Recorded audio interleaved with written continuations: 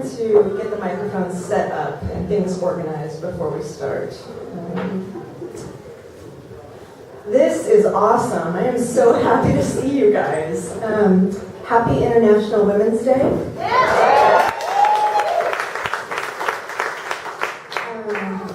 So there's an amazing group of performers tonight, so I'm just going to get started. And all you need to know about this essay is that I have never shared it before, and it's about a very special crewmate I had last spring. And it's called The Princess and the Sea. The 52-foot Marilyn Marie is a boat unlike any other I've ever worked on. She's built to fish tough, hunting halibut, black cod, and salmon through the Gulf of Alaska, chasing albacore off the west coast. Dresses her in her own orange rain pants, then hands her down to me. She giggles as we slide across the floor of halibut. It's impossible not to kneel on them, but I show her how to hold her weight gently, with a reminder that fish are food. Barbara lives in Port Townsend and is the author of many books, including mysteries written under the name Barbara Wilson. Other books include The Pirate Queen, In Search of Grace O'Malley, and other legendary women.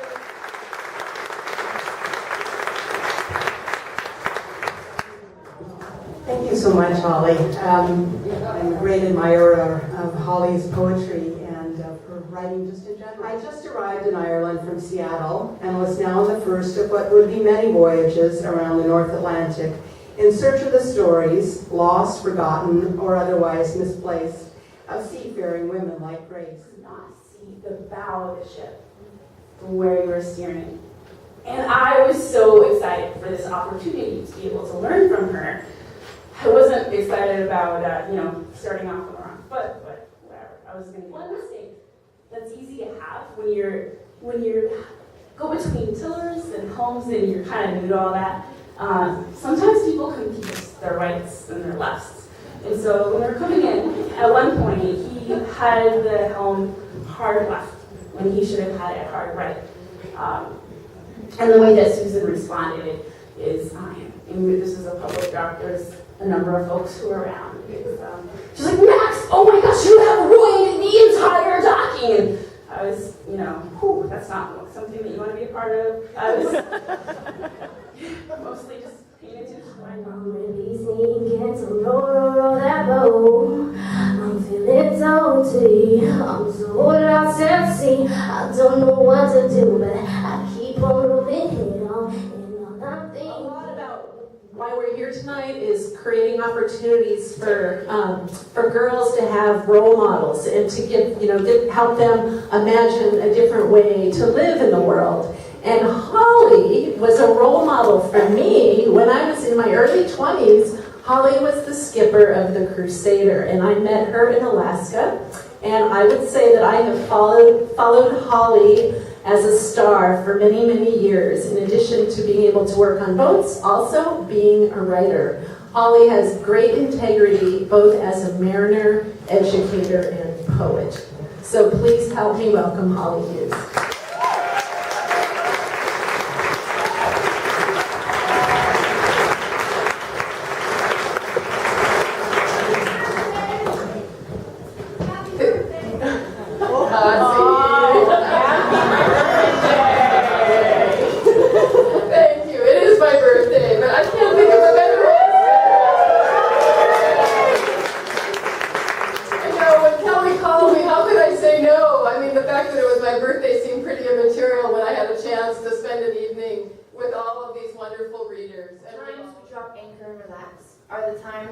When we can hear birds, waves, and splashes from fish, and the sounds you never hear anywhere else.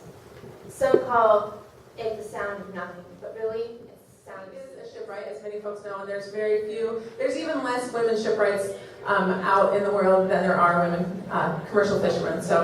But here's her bio, which is very understated, I would like to say. Diana Talley retired from commercial fishing after catching fish by beach seine, gill netter, fish pots, purse seining, long lining, dingle barring, which is an actual fishery, people don't know, and trolling. She She did a wee bit of offshore sailing and cruising and still believes she holds the Guinness World Record of having been seasick longer than any other woman on the planet.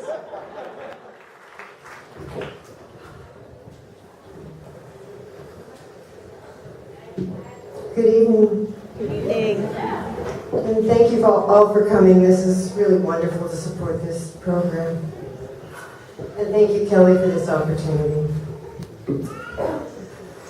So, a very long time ago, the grandfather of my grandchildren and I designed and built what could be called a traditional wooden offshore sailing tuna boat, if there is such a thing. And some of the stories I'm going to tell you tonight are from the first year we put it into service.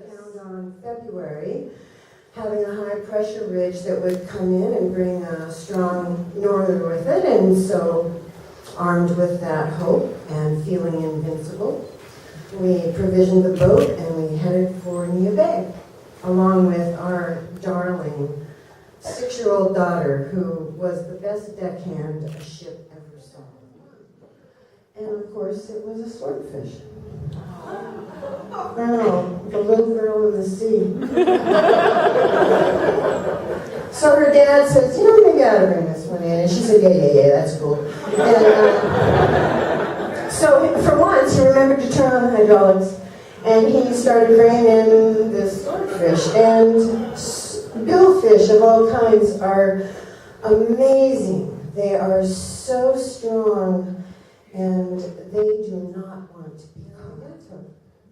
And this swordfish is right here. I'm looking eye to eye with this swordfish, and he's looking at me like, oh yeah? What do you think you're gonna do? And her father, bless his heart, was holding the line like this, yelling.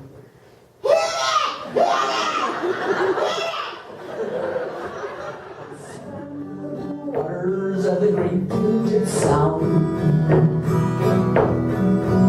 and he'd swallow the sailors alive all day, and he'd spit out their bones into Elliott Bay. By the sailor's tattoo, I do. That's where you help me. You boss for my sailor's tattoo. Was the West Coast Arm Wrestling Champion of the United States of America. Here in Naknek, she had organized and was now holding an official professional arm wrestling championship, and I think I should probably include that in my resume. Contested in a professional arm wrestling match. So of course my name was called first. Along the hull, orange and yellow rain gear hanging from the back of the house.